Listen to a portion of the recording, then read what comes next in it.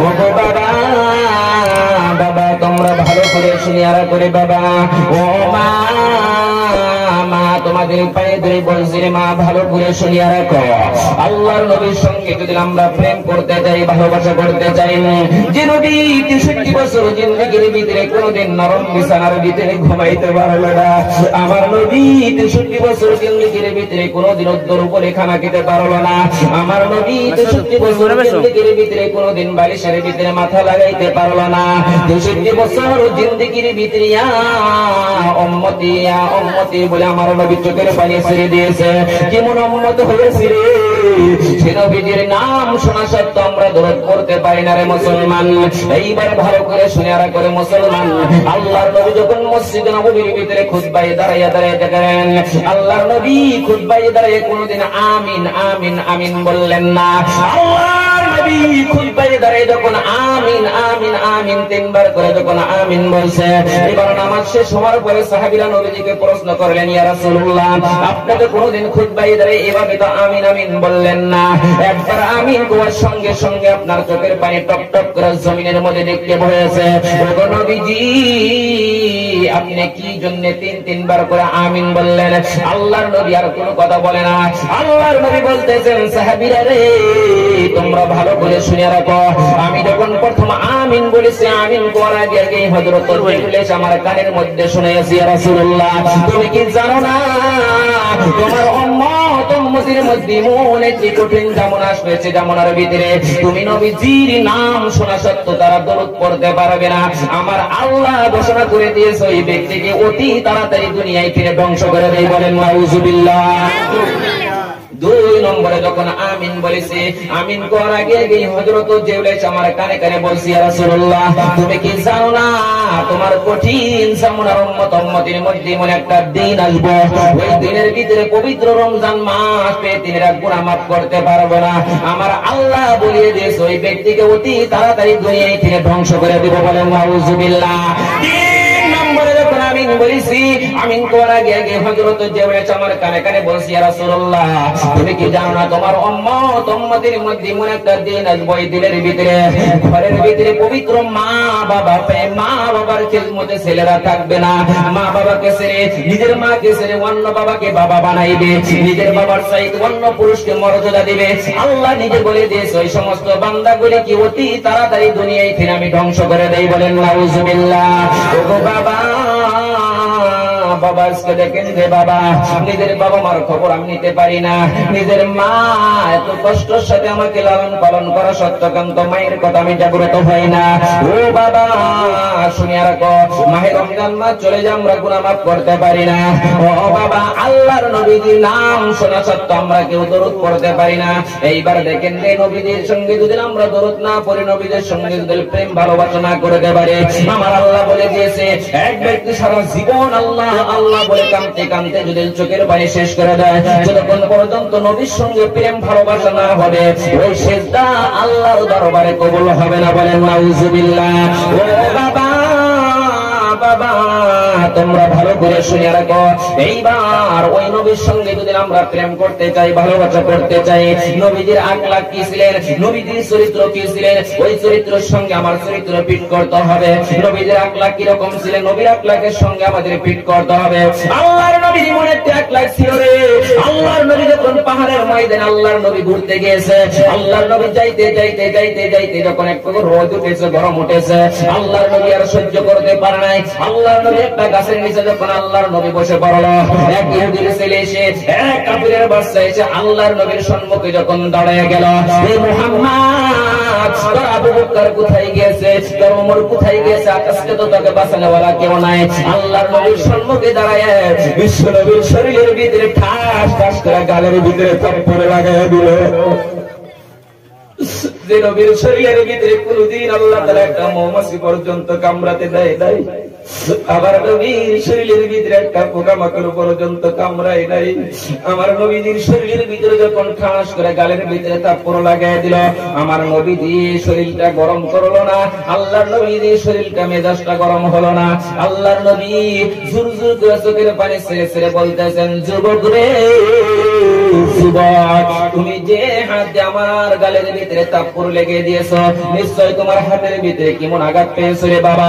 বাবা বাবা বলে যখন ডাক দিয়েছে, ওই ইহুদির ছেলে নবীজির আকলাক দেখে একসঙ্গে কলেমা পড়ে মুসলমান হয়ে গেল। বলেন আউযু বিল্লাহি মিনাশ শাইতানির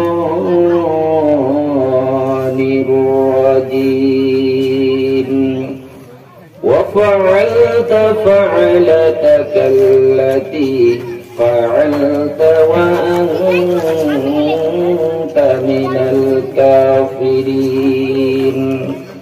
قال فعلتها إذا وأنا من الضالين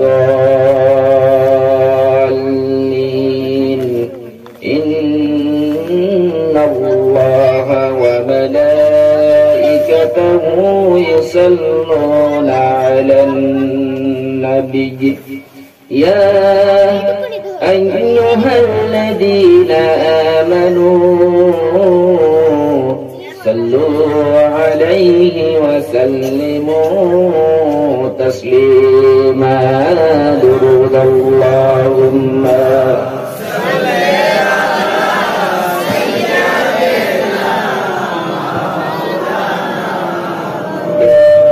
وعلى آله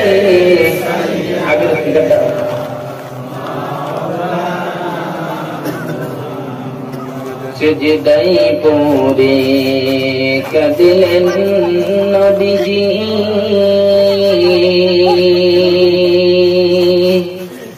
امد بانی گارے جار مف کرے داؤ معبود اللہ আমার উম্মত গুনাহগার আল্লাহুম্মা সাল্লি আলা সাইয়্যিদিনা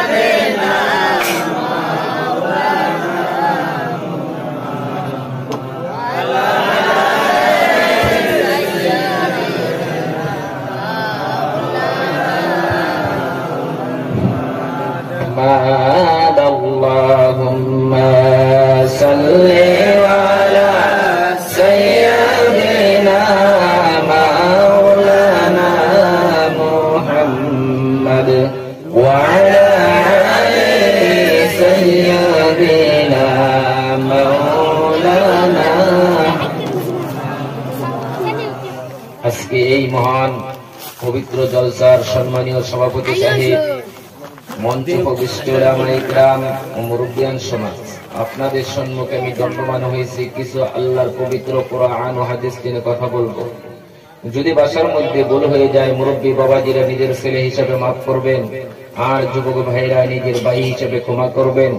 কারণ বাবাজি একটা কথা শুনে রাখেন, আপনারা যখন জলসা শোনার জন্য, ওয়াজ শোনার জন্য বাড়ির থেকে আপনারা বাইর হয়ে যখন নিয়াত করে এসেছেন যে ওই জায়গার ভিতরে গিয়ে হুজুর যেগুলা কথা কব সমস্ত কথা শুনে ইনশাআল্লাহ আমি আমলে আনবো, নিয়াত করার সঙ্গে সঙ্গে আল্লাহ তাআলা আপনাদেরকে মাথায় টেনে পা পর্যন্ত সমস্ত সগীরা গুনাহগুলি মাফ করে দিয়েছে। বলেন সুবহানাল্লাহ।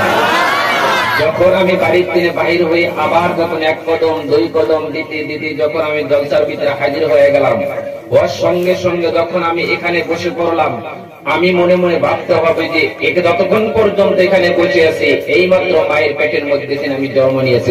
সুবহানাল্লাহ। আমার শরীরের ভিতরে কোনো গুনাহ নাই। গুনাহ যদি থাকতো আমার পিঠ থাকতো আজকে বিছানার ভিতরে, গুনাহ যদি থাকতো আজকে আমি এখানে থাকতাম না। গুনাহ যদি থাকতাম ওয়াজ শোনার মধ্যে আসা সত্ত্বেও কিছু গুলো ছেলে রাস্তাঘাটে ঘোরাঘুরি করে, পারে না বাবাজি?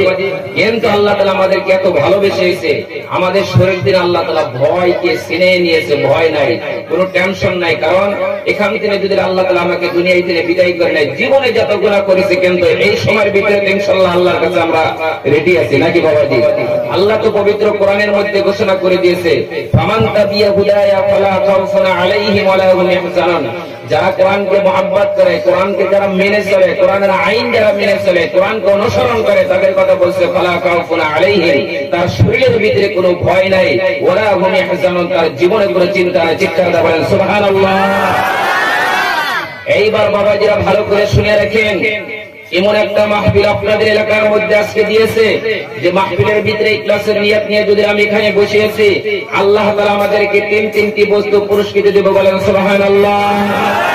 এক নম্বর হলো কি আল্লাহর কাছে আমাদের নিয়ত হতে হবে, ওগো আল্লাহ এমন একটি বৈঠকের ভিতরে আল্লাহ আমাকে তুমি বসার তৌফিক দিয়েছো, এই বৈঠকের মধ্যে থেকে আল্লাহ তুমি প্রথম আমাকে হেদায়েতের ফয়সালা করে দাও, সকলে বলেন আমিন। বলে দিয়েছে কোন ব্যক্তি যদি পবিত্র মাহফিলের ভিতরে বসে যদি একবার আলহামদুলিল্লাহ বলে, আল্লাহর নিয়ামতের শুকরিয়া আদায় করে, নিয়ামত পেয়ে যদি কোন ব্যক্তি নিয়ামতের শুকরিয়া আদায় করে, ওই ব্যক্তিকে আল্লাহ আরো নিয়ামত বাড়াইয়া দেয়, সকলে বলেন আমিন। এক নম্বর ওগো আল্লাহ তুমি প্রথম আমাকে হেদায়েত দাও, দুই নম্বরে বলছে যে আল্লাহ পৃথিবীর জমিনের ভিতরে তুমি আমাকে আমার শরীর থেকে তুমি টেনশনকে দূর করে দাও। আল্লাহ আমি বহুত মুসিবতের মধ্যে রয়েছি, বহুত পেরেশানির মধ্যে রয়েছি, আল্লাহ তুমি অতি তাড়াতাড়ি আমাকে মুসিবতের থেকে তুমি সেবা করে নাও। পৃথিবীর ভিতরে যদি বড় একটা টেনশন আপনি দেখতে চান, বড় সমস্যা যদি আপনি দেখতে চান, তাহলে আপনার তাকাইতে হবে আপনার পরিবারের দিকে। পরিবারের ভিতরে অনেক টেনশন নিয়ে আছে না বাবাজি? আপনার বাড়ির টেনশনকে আমি করবো নাকি? করবো কি? আপনার বাড়ির টেনশন আপনিই করবেন, আপনার বাড়ির টেনশন আমি খুবই কম করবো, যত বড় বুজুর্গ হই না কেন। আমি যখন সাধু ভাষা দিনে আসছে আইসা বলবো না যে এই বাড়ির টেনশন আমি নেই, মুখে বলবো কিন্তু অন্তরে টেনশন নাই, আছে না বাবা? এরকম যে মুখে বহুত মিষ্টি মিষ্টি কথা বলবো কিন্তু অন্তরে তিনি আপনার বাড়ির টেনশন আপনারই নিতে হবে। সেই জন্য সেই টেনশন দূর করার জন্য আল্লাহ একটা আপনাদের সুবিধা দিয়েছে যে ফালা খাউফুন আলাইহিম, তার কোনো ভয় নাই, ওয়ালা হুম ইয়াহজানুন, তার জীবনে কোনো চিন্তা নাই। এই মাহফিলের ভিতরে আল্লাহর কাছে বলবেন ওগো আল্লাহ এমন একটি মাহফিলের ভিতরে আল্লাহ তুমি আমাকে বসার তৌফিক দিলে গো আল্লাহ। এই মাহফিলের ভিতরে আল্লাহ প্রথম আমি তোমার কাছে চাই আল্লাহ আমার ঘরের ভিতরে ছোট্ট ছোট্ট ছেলেদেরকে ঘুম বানাই, বিছানার সঙ্গে পিঠ লাগাই আমি আবার এখানে জলসা শোনার জন্য এসেছি। পৃথিবীর জমিনের ভিতরে কেউ যদি পৃথিবীর জমিনের ভিতরে মহাব্বতকে পরীক্ষা করতে চায়, আগে জানি নিজের ছেলে সন্তানের দিকে তাকায়, বলেন সুবহানাল্লাহ। ছেলের মতন পৃথিবীর জমিনের ভিতরে যদি বলেন যে আপনার বাবা বেঁচে আছে, বাবার চাইতেও সন্তানেরদেরকে বেশি বেশি বাবা মহাব্বত করে নাকি বাবাজি? পৃথিবীর জমিনের ভিতরে যদি মহাব্বতের বস্তু আল্লাহ নিজে পরীক্ষা করাই দিয়েছে। হযরত ইব্রাহিম আলাইহিস সালামকে যখন পরীক্ষার মধ্যে ফেলে দিল যে তোমার ভালোবাসা বস্তু তুমি কুরবানি দাও, তখন দেখেন কতগুলো বস্তু কুরবানি দেওয়া সব আল্লাহ কবুল করলেন না, শুধুমাত্র তার পরিজাত টুকরা ইসমাইলের কথা যখন তুলে ধরলো তখন আল্লাহ কবুল করে নিল, বলে সকলে বলেন আমিন। পৃথিবীর জমিনের ভিতরে কোনো ব্যক্তি যদি পরীক্ষা করতে চায়, এই পৃথিবীর জমিনের ভিতরে কোনো মানুষ যদি পরীক্ষা করতে চায়, মহব্বত পরীক্ষা করতে চায়, সবচাইতে পৃথিবীর ভিতরে মহব্বত হলো বাবা এবং ছেলে মায়ের সঙ্গে মহব্বত, বলেন সুবহানাল্লাহ। বাবা যে লক্ষ্য করে দেখেন এত ধন সম্পত্তি আপনি ডুবারসর অঞ্চলের ভিতরে তৈরি করছেন, মাথার গাম পায়ে ফালায় কত কষ্ট করে আপনি আজকে 10 বিঘা মাটি রাখছেন, 20 বিঘা মাটি রাখছেন, কিন্তু যতই আমি আপনাকে মহব্বত করি, কিন্তু কোন একটা ব্যক্তি বলবেন না যে সাধু ভাষা তারা হুজুর আছে, হুজুরের নামে 1 বিঘা মাটি লিখে দেয়, দেব কি বাবাজি? কারণ আপনার বেটা চোর হইতে পারে, আপনার বেটা ডাকাত হইতে পারে, আপনার মাথায় যদি কুয়ালো লাগায় কিন্তু দেখবেন মৃত্যুর আগে কিন্তু ওই ছেলের নামে বাবা সমস্ত সম্পত্তি লিখে দেয়, বলেন সুবহানাল্লাহ। পৃথিবীর জমিনের ভিতরে কোন ব্যক্তি যদি পরীক্ষা করতে চায়, এক নম্বর হলো বাবার মহব্বত ওই সন্তানের মধ্যে আল্লাহ তাআলা দিয়ে দিয়েছে। ওই সন্তানের তিনি আমরা যারা বাবা বলেছি, প্রত্যেকটি বাবার পায়ের মধ্যে হাত দিয়ে আমি বলছি বাবা গো, তোমাদের পায়ে ধরে বলছি তোমরা বাবা হয়ে একটা বস্তু থেকে তোমরা দূরে চলে যাও না। যে বস্তু আল্লাহ তাআলা তোমার হাতের মধ্যে আল্লাহ তাআলা দান করে দিয়েছে, আল্লাহ তাআলা কুদরতি মুখের ভিতরে আল্লাহ তাআলা দান করে দিয়েছে, এই মুখের মধ্যে গিয়ে যদি আল্লাহর কাছে বলো গো আল্লাহ আমি কিচ্ছু চাই না, পৃথিবীর কিচ্ছু চাই না গো আল্লাহ, আমি চাই শুধুমাত্র আমার কলিজার টুকরা সন্তান ঘরের মধ্যে আছে আল্লাহ, আমি আমি যতদিন পর্যন্ত জিন্দা আছি গো আল্লাহ, ততদিন পর্যন্ত যেন আমার কলিজার টুকরা সন্তানকে তুমি কাপড়ের কাপড় পরায় কবরস্থানের মধ্যে নিও না গো আল্লাহ। আমি বাবা সহ্য করতে পারবো না গো আল্লাহ। এই কাজ, এই কল্পনা, এই নিয়ত নিয়ে যদি আল্লাহর কাছে আপনারা একবার আমিন বলতে পারেন, পবিত্র মাহফিলের জরিয়তে আল্লাহ তাআলা আপনাদের ছেলে সন্তানের হায়াত পর্যন্ত বাড়ায় দিতে পারে, সকলে বলেন আমিন। ইনশাআল্লাহ বাবাজিরা সকলে ভালো নিয়ত নিয়ে বসেছেন তো নাকি? ইনশাআল্লাহ আল্লাহ মহব্বতেই তো বসেছেন নাকি? আল্লাহর সঙ্গে মহব্বত করার জন্য কে কে আছেন? ইনশাআল্লাহ হাত তুলেছেন। ইনশাআল্লাহ আল্লাহর সঙ্গে প্রেম করার জন্য কবুল করে নিক।